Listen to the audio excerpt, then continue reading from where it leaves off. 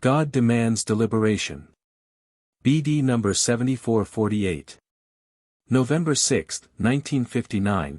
Don't close your hearts when you hear my call, but listen to what I want to say to you. Take account of yourselves and you will know what you are lacking if you have not yet come alive, so that my Spirit can teach you from within.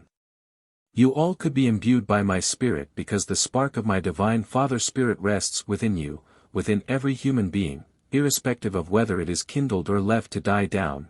It is within you and only requires a small glimmer of love to ignite and become a bright flame. Have you already given this spark in you the opportunity to ignite? Then it should also spread a small light, and in this faint gleam of light you would recognize things which would not have been visible to you before. I speak to those who are still living in spiritual darkness, who do not know the correlations which motivate your God and Father to give you knowledge through His Spirit. I speak to those who do not think.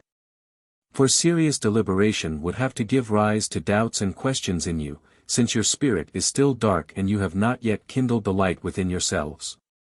But do you reflect on this?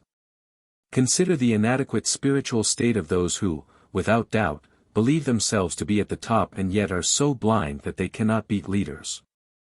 Consider whether a God and Creator, who is love, wisdom and omnipotence in Himself, would disregard that everything which should testify of Him reveals love, wisdom and omnipotence. And where do you find love, wisdom and omnipotence in the religious doctrines offered to you which are spoilt or purely human teachings? You need only think about it more deeply and you would come to the sudden realization that the great Spirit of eternity, the God of love and wisdom, will not make such demands on you which ecclesiastical commandments specify. He solely requires you humans to fulfill the commandments of love for God and your neighbor. And just by meeting this requirement you will already receive light because you will then awaken the spiritual spark within you which will guide you into every truth. John 14, 15-26, but where are you looking for truth? In distorted spiritual knowledge, in misguided teachings and in doctrines which distinctly demonstrate spiritual coercion, even though I only ever take notice of people's free will, because the human being can only attain perfection through free will. Have you ever considered that all these doctrines and humanly decreed commandments prevent people from attaining beatitude?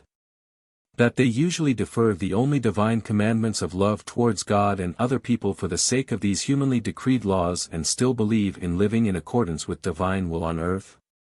Have you ever thought about the spiritual decline that can occur and has already occurred in people who do not think for themselves and do not form their own relationship with their God and Father so that He may instruct and guide them? Why do you always make a human establishment more important which cannot claim to be the church founded by Jesus Christ? There are, in fact, people with a living faith amongst you, whose spirits have been awakened and who thus belong to His church, but the church founded by Jesus Himself does not consist of an organization which is a distinctly human establishment. It is the community of true believers, who can indeed be found in all organizations but whose premises are entirely different than you believe. And if you live with love, then the Spirit within you will also instruct you, and clear-sightedly and quick of hearing you will observe everything which you still defend and adhere to while you are still unenlightened.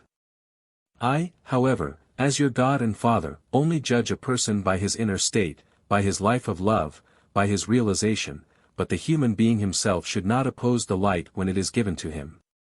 He should be pleased and willing to ignite the flame of life for his soul himself, since my love always approaches you in the form of a light because only light beatifies, and because truth alone is the light of eternity, and truth only ever originates from me myself, who is truth since eternity. Amen.